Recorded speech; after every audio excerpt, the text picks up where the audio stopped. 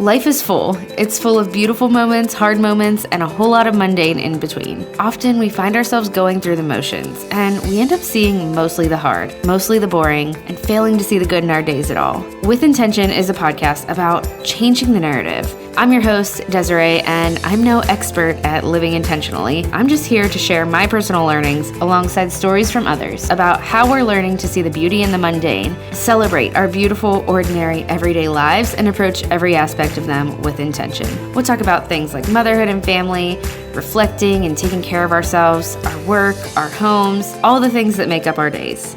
My hope is that you'll leave our conversations reminded that our beautiful, hard, ordinary, mundane days, this messy life, it's full of good and it's full of purpose and it's meant to be lived well with the utmost intention. I'm so glad you're here. Let's get to today's episode.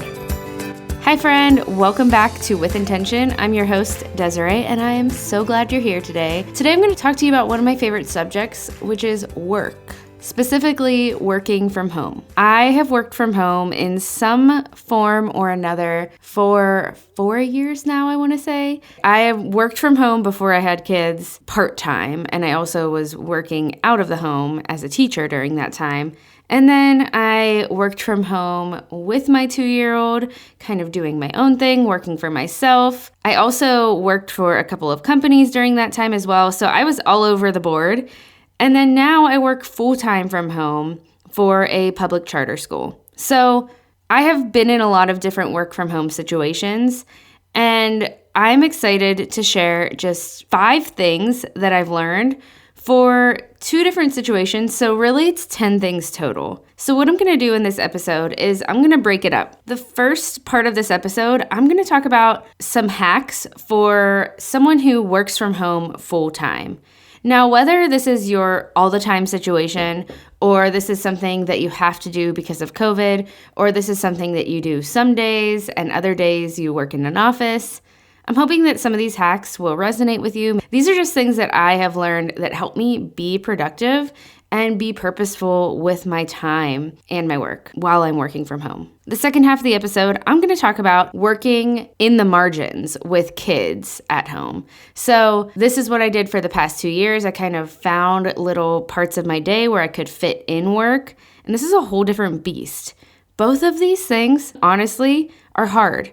Working from home never came easy to me. It's always something I wanted to do. It's always something that interested me. It was always something that seemed fun to me. I love being home. I'm a homebody, but it's not something that I was naturally good at from the start. I tend to distract easily. I hate to admit it, but it's true. I am a procrastinator. These things make working from home harder for me. I have had to find things that work. And so in that process, I decided it is time to share those things.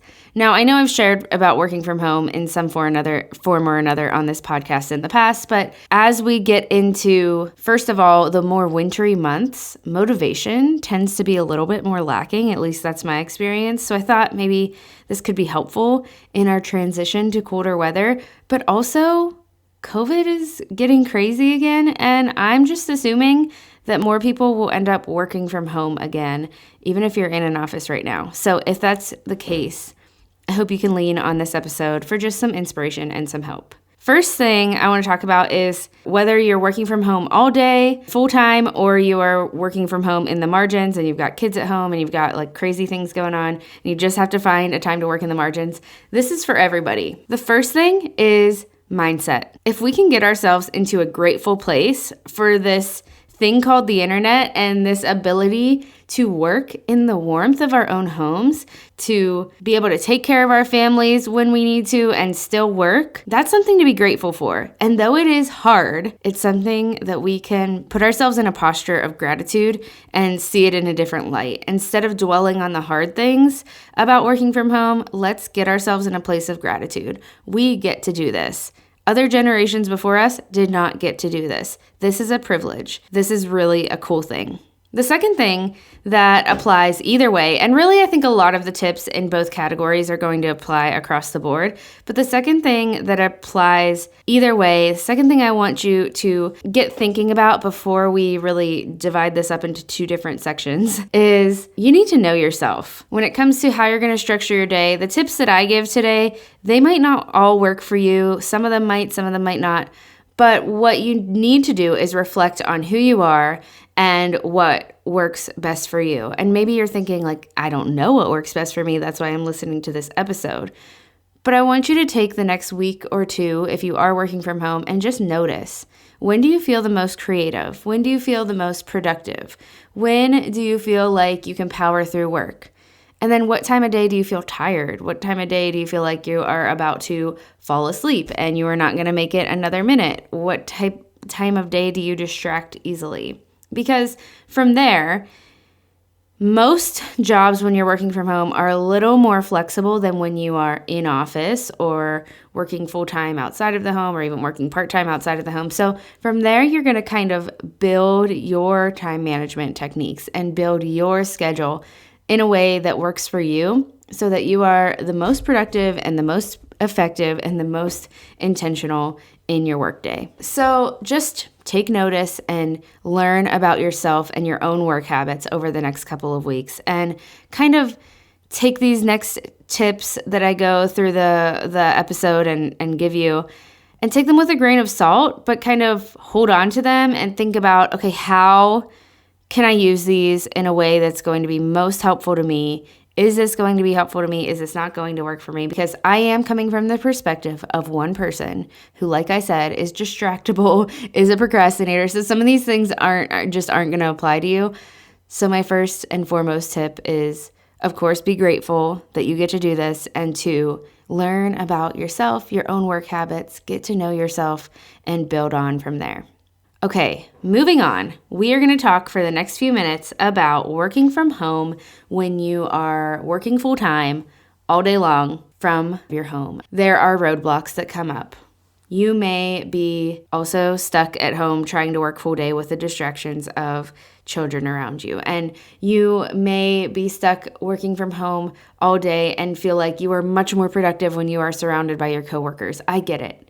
It's not ideal for everyone, but we still can check our mindsets. My first tip is to set yourself up for a productive day. Just use some sort of planner and plan out your day. What appointments might you have? What meetings do you have? What are the most important tasks that you need to get done? Set up a schedule for yourself. What time are you going to do those things? This seems obvious. I get it. This is not a revolutionary tip in any sort of way, but when you're working from home, your schedule might not be as set as it is if you're working from an office. So you need to make a schedule for yourself if you're going to manage your time well and make sure you get everything done. Okay, so plan it out. And along with this whole planning thing goes a to-do list. The simple things that are maybe easily part of our schedule if we are going into an office every day. If you are all of a sudden taken from that office because of coronavirus, or if your full-time work from home day is your normal day, sometimes I think we just don't think of it. It's just a more relaxed environment. It's easy to just turn on the computer and start the day without even really thinking about what needs done today, checking on my meetings, putting it all down in a schedule, and actually, following that schedule to the best of your ability as well. Number 2, and this kind of goes along with number 1, something that I've found helpful because my job as an online teacher, I have so many different responsibilities, and sometimes that just overwhelms me. I set 1 to 2 goals for myself each day. So I know many of our jobs are probably like that. There are a million different things we're responsible for. So just set 1 to 2 overall goals for yourself. What is the most important thing or the 2 most important things that you need to focus on today? Again, this is something that you set during that planning time that you would do at the very beginning of your workday. Number 3 is a little time management hack that I actually learned from my friend Diana, who can be found on Instagram at the Decluttered Mom. She is great with time management, and I also use her planner. So if you need a good planner to use, it has like a place for a schedule and everything. go find her. I'm giving all of the recommendations for her. She had given this advice to use a Pomodoro timer. So what the Pomodoro method is, it's a time management method. It was developed by someone named Francesco Cirillo. I don't know if I'm pronouncing that right. And it's basically just using a timer to break down your time into sets of work time and break time. So the typical sets for that is 25 minutes on, 5 minutes off, 25 minutes of work, 5-minute break. And then you are working on one task until that timer is complete. So it's not just like, oh, I'm going to be on my computer and try to get a few things done in this 25 minutes. You're working on one task. So for me, an example could be I am working on grading for 25 minutes straight, and then I'm going to take a 5-minute break. But then I'm going to come back to that same task again for another 25 minutes. Okay, obviously there is a chance that you might get done with that task within 25 minutes or more. But if you are working on a larger project or a larger task, then the goal is to do this for 4 sets, basically. So you're doing 4 25-minute sessions with 5-minute breaks in between on the same task until you complete it. And then you can take a longer break after that, maybe a 15-minute break after that 4 25-minute sessions with the 5-minute breaks in between is done. This just helps kind of like reset your mind. And it goes along with the idea that we actually can't focus on one thing for hours and hours and hours, or even just 1 hour, without our brain automatically getting distracted anyways. You might not think you're getting distracted. You might think you're still being productive, but you'll see that something happens, whether you pick up your phone and scroll Instagram for a few minutes, or you check the news or something. I don't know. Something is going to happen. You're going to get distracted somehow. So this method is built in like 5-minute little, okay, you can distract yourself. Like give yourself a little break, do something else, reset your mind, and then you can go these 25 more minutes of focus time. Plus the timer itself really helps with just keeping us focused, knowing that there is an end point to this focus time. That at least helps me stay focused. Okay, the next tip I have, if you are working full-time all day from home, move your body. Let's say you're using the Pomodoro method. Those 5-minute breaks, stand up, walk in place, have a step counter. That really helps me, because if I sit all day, it is so depressing how many steps I get. And I know that that's not good for me. I know that mentally I am less focused. I am like, my health is deteriorating as we speak if I do not stand up and walk in place or take a short walk. When you have a longer interval, like take a 15-minute walk. You'll get a mile. You could get a mile in 15 minutes. Like take a walk, or at least walk in place a little bit, walk all over your house. You are able to take a 5-minute break in most jobs. You could take a 5-minute break every once in a while without penalty. You could even take a 15-minute break every once in a while, like a couple times a day, or 10 minutes, anywhere in between there. Any break that you can give yourself to get up and move, or even have a standing desk, or prop your computer up on like some kind of basket so that you can stand and watch a training, or walk in place and watch a training, or walk in place and answer an email or two. I walk in place and grade. I made myself a treadmill desk so that I can do that, because I just know that if I sit all day, I am not as focused if I'm not moving my body. My husband's a PE teacher. He preaches and preaches that movement helps us get focused. We are meant to move. We're not meant to sit all day. So I cannot say this enough, and I'm preaching to myself, because it is so easy to think I don't have 5 minutes, or I'll just do this in another hour or whatever, and it gets to the end of the day and I have like 3,000 steps and I'm kind of disgusted by the whole thing. So get up, move. It's okay. You can take these 5-minute breaks every once in a while to move your body, or you can just stand, have a standing desk if you really can't take the break, or make yourself a standing desk so that you can walk in place every once in a while, or at least you're standing, which is better than sitting all day long. Okay, sorry to get on my soapbox there, but number 5 is rewarding yourself. And maybe this is counterintuitive to the moving your body if you would reward yourself with food, but reward yourself with something. Whether that 5-minute break is like stepping outside and that's your reward if you're using a Pomodoro method, or whether you get a big task done and you can reward yourself by watching a funny video. It sounds so silly, but it's just something to look forward to. Okay, after I get all of this paperwork done that I have to do, maybe it's going to take me 30 minutes. After that 30 minutes is up, I'm going to reward myself. Even if I don't get it done, I'm going to spend 30 or 25 focused minutes, and then I'm going to reward myself during this 5-minute break. I'm going to go get a piece of dark chocolate from the cupboard, or I'm going to, do an easier task for the next 25 minutes and find a different workspace while you do it. Change up your environment. Just rewarding yourself in little ways. Do something that is going to fill you up. I get that some people say like rewards aren't good. It's not good to do that, but I am all for them. So take it or leave it. I hope you're enjoying today's episode, but I wanted to take a quick break to introduce you to our sponsor, Public Goods. Public Goods is your one-stop shop for sustainable, high-quality, everyday essentials. They're made from clean ingredients at an affordable price. They have everything from coffee to toilet paper to shampoo and pet food.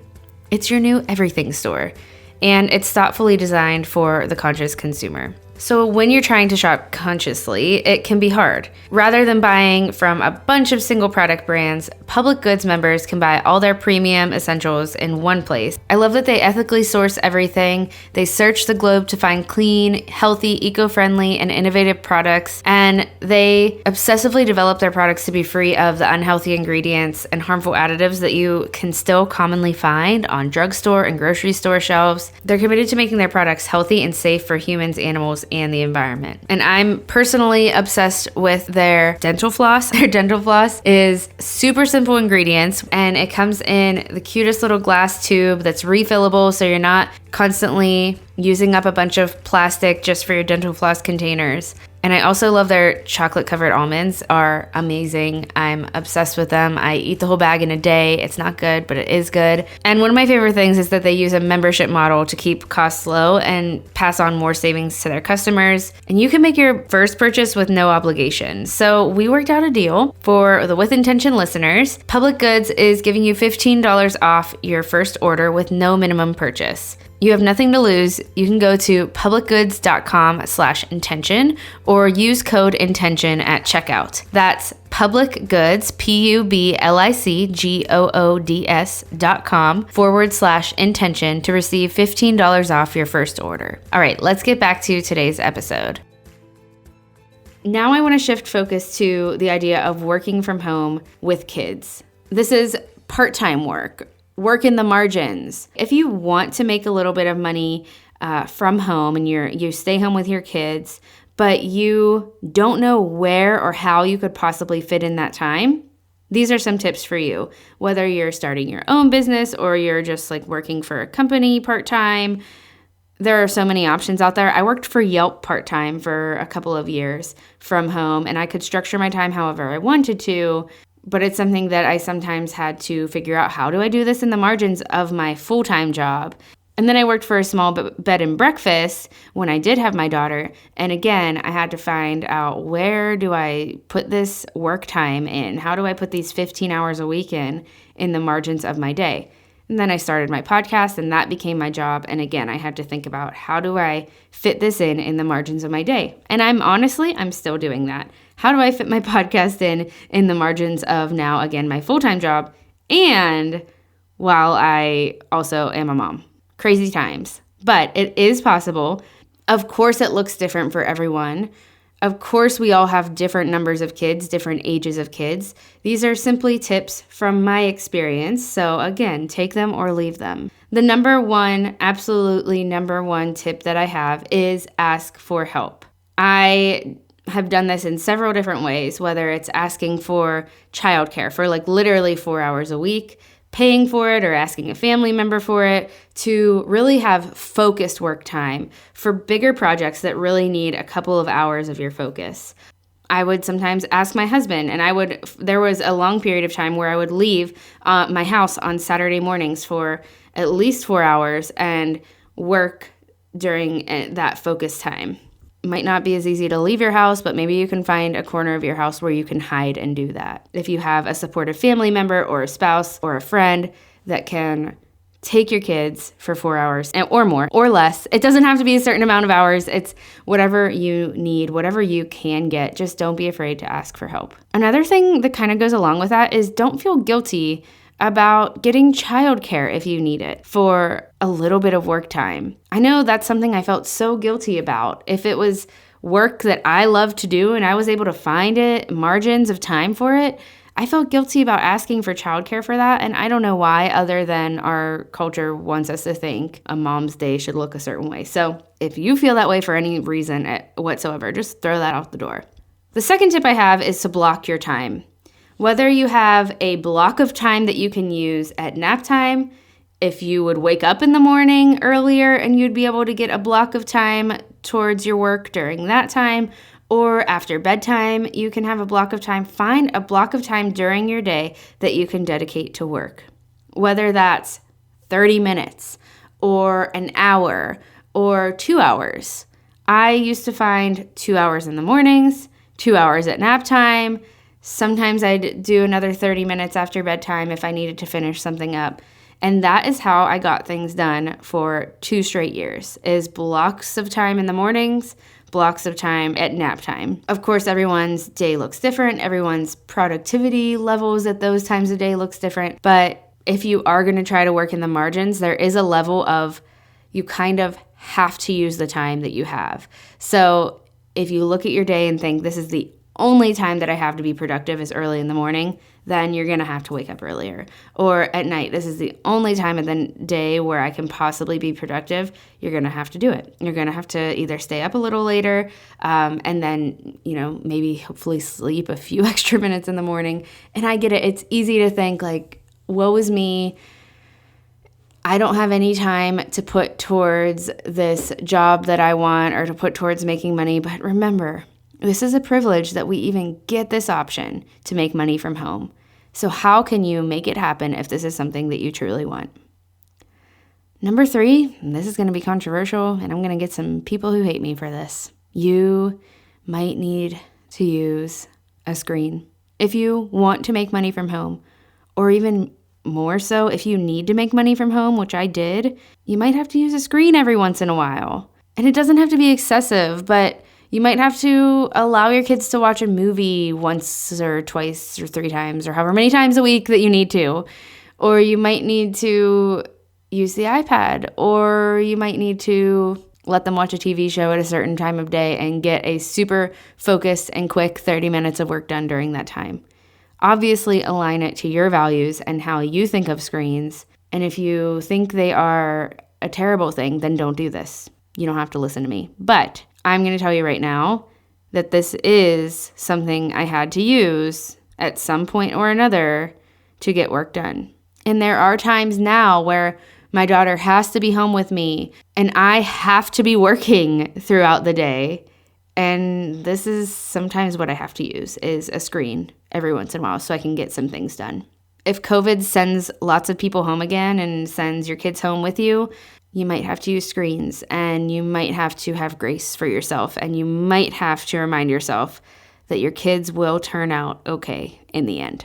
Number 4, realistic expectations need to be present if you are trying to work in the margins with kids at home. Or if you are sent home from work full-time to work full-time at home and your kids are sent home from school and everyone's home together, which maybe happened for a lot of us earlier this year, and let's be honest, it might happen again. We all need to have realistic expectations on ourselves, realistic expectations on our kids. I could tell that I was getting escalated whenever my daughter she would get escalated whenever I was working. She wanted my attention.